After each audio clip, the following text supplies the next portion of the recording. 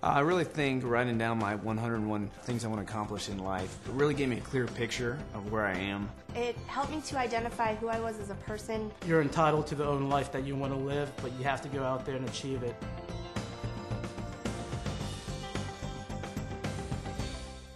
When I was growing up, my dad told me, he said, son, if you learn how to work smart, you'll never have to work hard.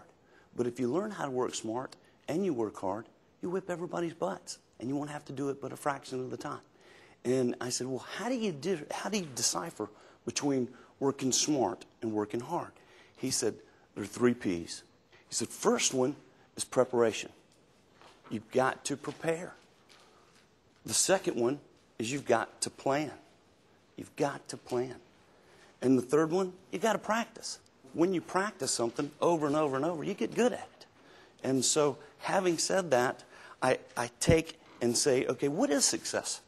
Success is the progressive realization of a worthwhile goal. Having said that, I want to write something up here on the board that I think is really important.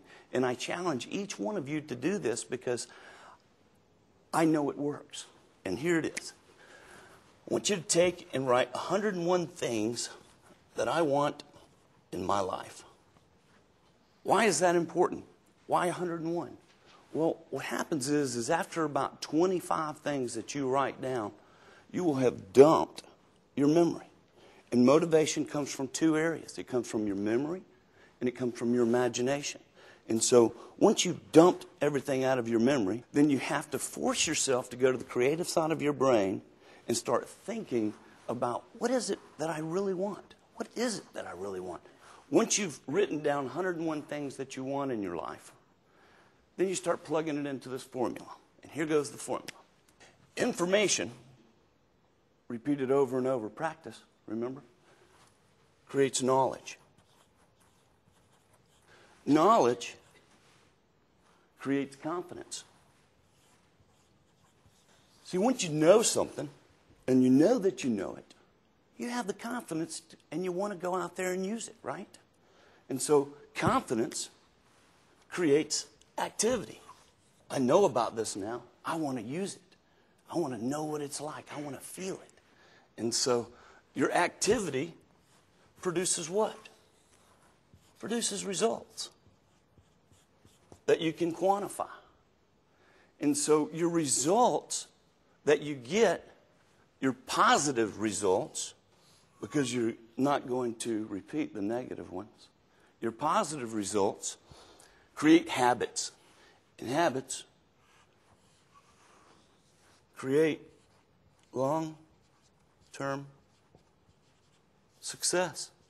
And that's ultimately what we're trying to achieve, is long-term success. And again, success is the progressive realization of a worthwhile goal. But if you don't know what you want, then no formula is going to work for you.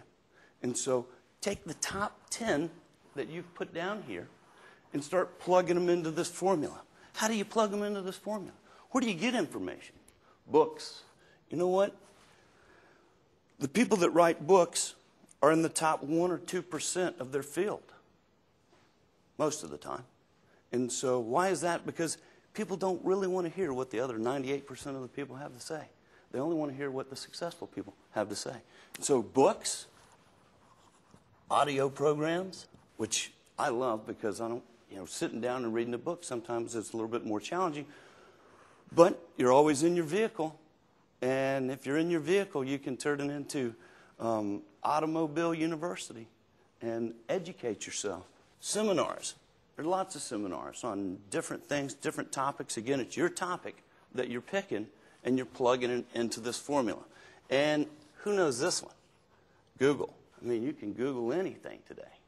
Not only do you get the good stuff, but you can also get some bad stuff. And so you might want to just kind of filter it a little bit. But the last one here is one I think is extremely important, and it's called fellowship. And fellowship oftentimes has a biblical connotation to it, but what I like to use it as from an information standpoint of if I sit down with any one of you and we put a topic in the middle of the table and we don't have an ulterior agenda, we just want to review each other's brain. When I say that, if we only use a small percentage of our brain, I heard somewhere it's 10%.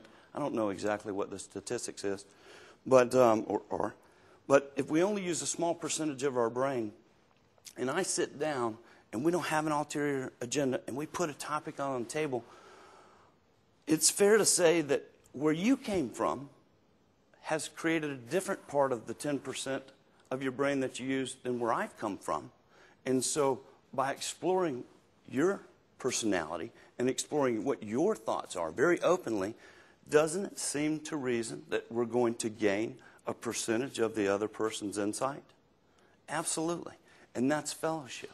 But you got to be really careful who you sit down with, because you only want to sit down with successful people if you're doing your fellowship on different topics. Why? Because you're a product of your environment. Whoever you choose to be around most, you'll become. And so that's why I say go find a mentor. Finding a mentor is so important, because when you do, they can filter some of those things out. Another thing, okay? When you're going through the world, this is your little circle here, represents your circle of influence. These are the things that you control in your life, okay? All these things out here are things that happen to you that you have no control over whatsoever. But they're going to happen to you anyway.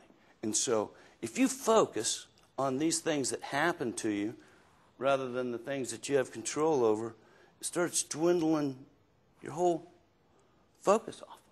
And so what happens then is you don't have time. You're thinking about all these other things instead of thinking about the things that you do control. Because whatever you spend your time thinking about is actually what you're going to do. And so, one more thing.